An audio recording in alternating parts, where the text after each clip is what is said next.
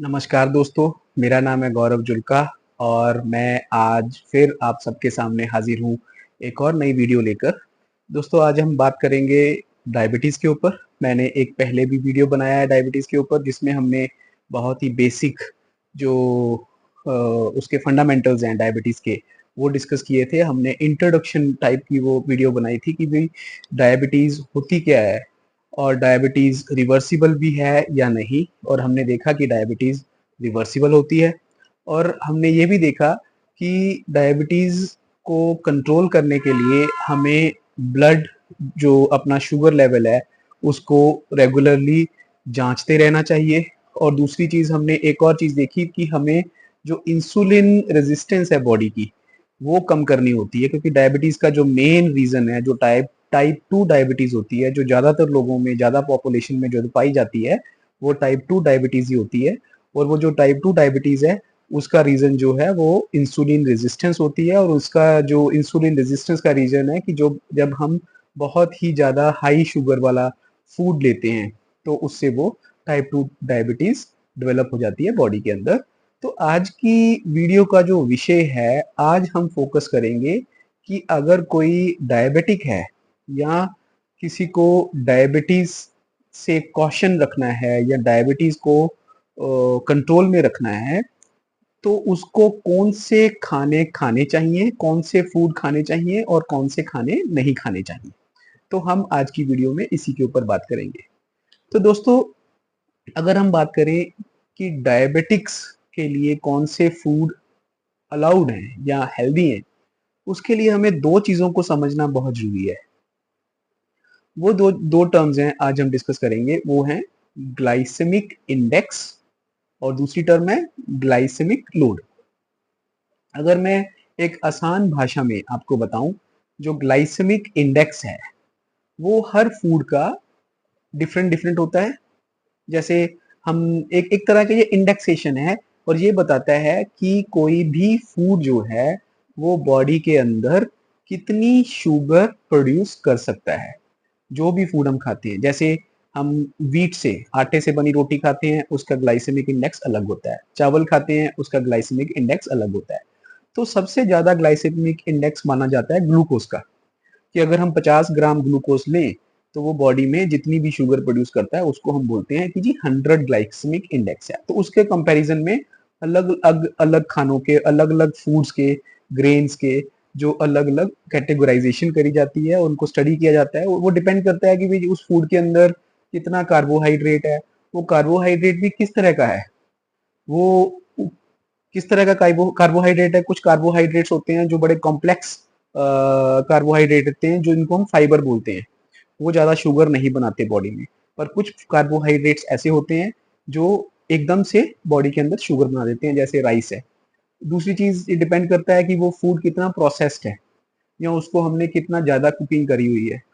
तो जो natural food आता है, जो होल फूड रहता है, उसके अंदर कार्बोहाइड्रेट्स कम होते हैं। पर जब हम उसको प्रोसेस करते हैं, जैसे आटे का मैदा बनाते हैं या गन्ने से हम गुड़, गुड़ के बाद हम उसकी चीनी बनाते हैं, तो उसका हम जो बाकी का कंटेंट होता है, फाइबर कंटेंट, वो सारा हटा के वो एक्चुअल जो कार्बोहाइड्रेट जो हम इनटेक करते हैं राइस में या पोटैटो में या व्हीट में, वो दोस्तों बहुत ही हाई ग्लाइसेमिक इंडेक्स वाला फूड होता है। इसीलिए मैंने अपनी पिछली वीडियो में स्टार्ट में बोला था कि जो इंडियन फूड है वो basically high glycaemic index food है। अगर हम आटे की बात करें, कनक की, गेहूं की बात करें, वो भी बहुत हाई ग्लाइसेमिक इंडेक्स है। राइस तो बहुत ही हाई ग्लाइसेमिक इंडेक्स होता है। तो इसी तरह से अलग अलग फूड, जैसे मूंगफली का ग्लाइसेमिक इंडेक्स बहुत कम होता है। नॉन वेजिटेरियन फूड, अंडे का ग्लाइसेमिक इंडेक्स कम होता है। तो इस तरह से हमने 0 से लेके 100 तक अलग अलग फूड आइटम्स को कैटेगराइज किया होता है। तो जो 70 से ज्यादा ग्लाइसेमिक इंडेक्स वाले फूड होते हैं वो बहुत तेजी से बॉडी में शुगर प्रोड्यूस करते हैं। जैसे ही हम उनको खाते हैं वो बहुत तेजी से शुगर में कन्वर्ट हो जाते हैं और ब्लड में शुगर बना देते हैं। तो उनको हाई जीआई फूड बोला जाता है, हाई ग्लाइसेमिक इंडेक्स फूड बोला जाता है। ऐसे होते हैं मीडियम जीआई फूड, जो 55 से लेके 70 जीआई जिनकी वैल्यू होती है, वो मीडियम जीआई फूड्स होते हैं। और लो जीआई फूड जो है, जो कम जीआई वाले फूड होते हैं, वो अगर खाएं तो ब्लड में इतनी तेजी से शुगर नहीं बनती और शुगर स्पाइक्स जो है ब्लड के अंदर उनको खाने के बाद नहीं होते। दोस्तों ग्लाइसेमिक इंडेक्स अकेली उसको हमें अंडरस्टैंड करना इतना इम्पोर्टेंट नहीं होता, क्योंकि दूसरी इम्पोर्टेंट टर्म जो है, जो खाने के लिए शुगर को कंट्रोल करने के लिए बेसिकली डायबिटिक्स पर लोगों के लिए जो इम्पोर्टेंट है, वो है ग्लाइसेमिक लोड। ग्लाइसेमिक लोड होता है कि कोई भी खाना हम खाते हैं उसमें जितने कार्बोहाइड्रेट हैं वो सारे मिलके कितनी शुगर बनाएं। वैसे अलग अलग चीजों का ग्लाइसेमिक लोड अलग अलग होता है, उसका एक फॉर्मूला होता है। ग्लाइसेमिक लोड जो है वो किसी फूड के अंदर कितना कार्बोहाइड्रेट कंटेंट है। जैसे हम एग्जांपल के तौर पे डिस्कस करें कि भाई आटा है, मान लो हमने 100 ग्राम आटा लिया, तो उस आटे के अंदर कार्बोहाइड्रेट्स भी हैं जो शुगर बनाते हैं, उसके अंदर थोड़े बहुत प्रोटीन्स भी होंगे जो अमीनो एसिड बनेंगे बॉडी में जाके, कुछ फैट्स भी रहेंगे थोड़े बहुत जो फैटी एसिड बनेंगे। या अगर हम किसी दाल की बात करें तो उसमें भी ये चीज़ें रहती हैं, उसके अंदर अमीनो एसिड बनाने के लिए प्रोटीन भी होते हैं, उसके अंदर फैट भी रहता है, फैटी कंटेंट भी होता है, और उसके अंदर कार्बोहाइड्रेट का कंटेंट भी रहता है। या हम अंडे की बात करें, उसमें कार्बोहाइड्रेट बिल्कुल नहीं होता, पर उसके अंदर फैट होता है और उसके अंदर प्रोटीन्स रहते हैं। तो इस तरह से अलग अलग फूड आइटम में अलग अलग क्वांटिटी में कार्बोहाइड्रेट रहता है। तो वो फूड आप जितना ज्यादा खाओगे उसके प्रोपोर्शन में आपकी बॉडी में कार्बोहाइड्रेट उतना ही ज्यादा जाएगा। और वो कार्बोहाइड्रेट किस तरह का कार्बोहाइड्रेट है? कुछ कार्बोहाइड्रेट बहुत तेजी से बनाते हैं शुगर, कुछ कार्बोहाइड्रेट इतनी तेजी से शुगर नहीं बनाते बॉडी में। तो वो पता चलता है हमें उसके जीआई से। तो कितना कार्बोहाइड्रेट उस फूड में है, उसका ग्लाइसेमिक इंडेक्स कितना है, उन दोनों को मल्टीप्लाई करके अगर हम 100 से डिवाइड करें तो हमें उसका ग्लाइसेमिक लोड मिल जाता है। तो दोस्तों जो ग्लाइसेमिक लोड है वो ज्यादा इंपॉर्टेंट चीज है। तो एक रोटी का ग्लाइसेमिक लोड कितना है हम वो भी कैलकुलेट कर सकते हैं। एक प्लेट चावल जो हम खाते हैं उसका ग्लाइसेमिक लोड कितना है वो भी हम कैलकुलेट कर सकते हैं। एक हमने दूध का गिलास पिया है उसका ग्लाइसेमिक लोड कितना है वो भी हम कैलकुलेट कर सकते हैं। अगर हमने केला खाया उसका ग्लाइसेमिक लोड कितना है वो भी हम कैलकुलेट कर सकते हैं इसी तरह से। या अगर हमने एक जूस पिया है एक गिलास उसका क्या ग्लाइसेमिक लोड कितना है। तो दोस्तों मैं जनरल बात करूंगा, अलग अलग आंकड़े हैं हर फूड के ऊपर कितना होता है वो हम एक टेबल से देख सकते हैं आराम से कि भाई इसका ग्लाइसेमिक इंडेक्स इतना है।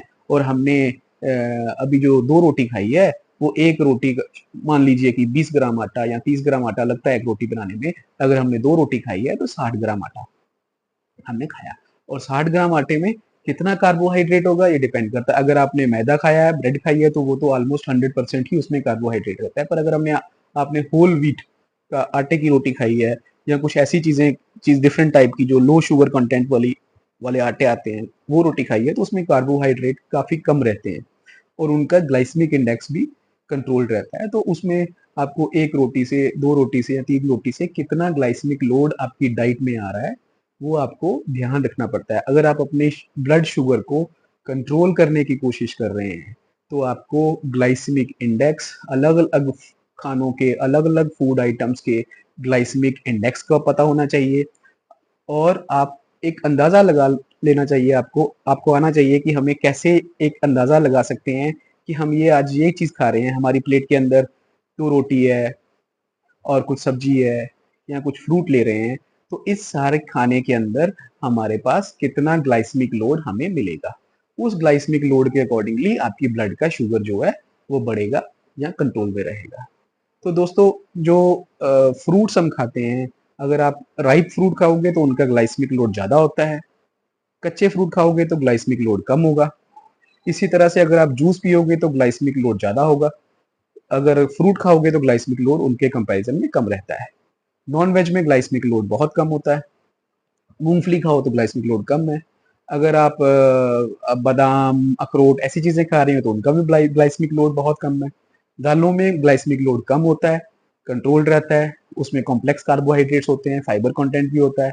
अगर आप मैदा खाते हो तो उसका ग्लाइसेमिक लोड बहुत ज्यादा होता है। जैसे ब्रेड खा लिया आपने या व्हाइट राइस, उबले राइस आपने खाई है तो उसमें भी ग्लाइसेमिक लोड बहुत ज्यादा होता है। अगर आप राइस खाते हैं, अगर किसी को डायबिटीज है, एक प्लेट राइस खाने के बाद उनका ब्लड शुगर लेवल 200 से ऊपर हो सकता है।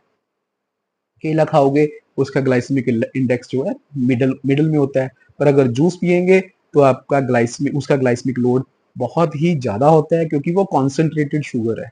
जो जो फ्रूट के अंदर से हमने उसका फाइबर है या उसके दूसरे कंटेंट हैं वो तो हमने निकाल के फेंक दिए, और उसका जूस निचोड़ के हम जब पीते हैं तो वो बहुत ही high carbohydrates, high sugar content वाला, हाई ग्लाइसेमिक लोड वाला वो लिक्विड होता है जब हम पीते हैं। तो डायबिटिक लोगों को ये चीज़ें अवॉइड करनी चाहिए। तो आप जब भी अपनी शुगर को कंट्रोल कर रहे हैं, आप अपने ब्लड टेस्ट भी रेगुलरली कर रहे होंगे, उसके साथ साथ आपको अपने फूड के ऊपर बहुत ध्यान रखना चाहिए कि आप क्या खा रहे हैं और किस क्वांटिटी में खा रहे हैं। उसके अंदर क्या-क्या चीज़ें हैं, आटा है, दाल है, कुछ और कंपोनेंट्स हैं, फ्रूट्स हैं, आप सलाद खा रहे हैं या एग खा रहे हैं या दूध पी रहे हैं, उनका ग्लाइसेमिक इंडेक्स कितना है, और आप देख सकते हैं कि आप अपना ग्लाइसेमिक लोड कंट्रोल में रखिए। और दूसरी चीज़ है, ग्लाइसेमिक लोड के साथ-साथ आपको अपने ईटिंग एपिसोड कंट्रोल में रखने हैं। एक ईटिंग एपिसोड के अंदर आप अपना ग्लाइसेमिक लोड जो है 40 से 50 के बीच रखिए, और 3 ईटिंग एपिसोड आप दिन में रखिए। एक टाइम पे, रात के टाइम पे 12 से 14 घंटे तक की आप इंटरमिटेंट फास्टिंग कीजिए, और बहुत ही कंट्रोल्ड वे में, एक साइंटिफिक वे में आप अपना जो ब्लड शुगर लेवल को कंट्रोल करने की कोशिश कीजिए और उसको मॉनिटर कीजिए। तो दोस्तों, ये पूरी तरह से संभव है कि आप अपने ब्लड शुगर को कंट्रोल कर सकते हैं, डायबिटीज़ को कंट्रोल कर सकते हैं। डायबिटीज़ रिवर्सिबल है, ये इरिवर्सिबल डिज़ीज़ नहीं है, और इसको हमें ध्यान से कंट्रोल में रखना है, क्योंकि अगर ये कंट्रोल में नहीं रहे तो ये हेल्थ के लिए बहुत ज़्यादा प्रॉब्लम्स क्रिएट कर सकता है काफ़ी सालों के बाद। इमीडिएटली आपको कुछ नहीं पता चलेगा, पर कुछ सालों के बाद, 10 सालों के बाद, 15 सालों के बाद ये जो डायबिटीज़ है ये सीरियस कॉम्प्लिकेशंस क्रिएट करती है। तो इसलिए दोस्तों, आप स्टूडेंट बनिए, स्टडी कीजिए, खाने को समझिए, आप क्या खा रहे हैं, उसमें कितना फैट है, कितना प्रोटीन है, क्या कार्बोहाइड्रेट है, उसका ग्लाइसेमिक इंडेक्स कितना है, जो मैं खा रहा हूँ उसका ग्लाइसेमिक लोड कितना होगा। उसके हिसाब से आप ये भी देख सकते हैं ब्लड शुगर लेवल चेक करके कि मैंने ये 2 घंटे पहले खाया था और मेरा ब्लड शुगर लेवल इस टाइम ये है।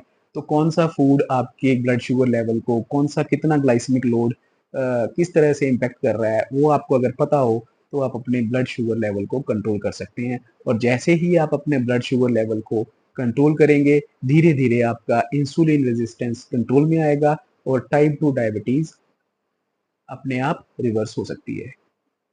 तो दोस्तों, आज के लिए इतना ही।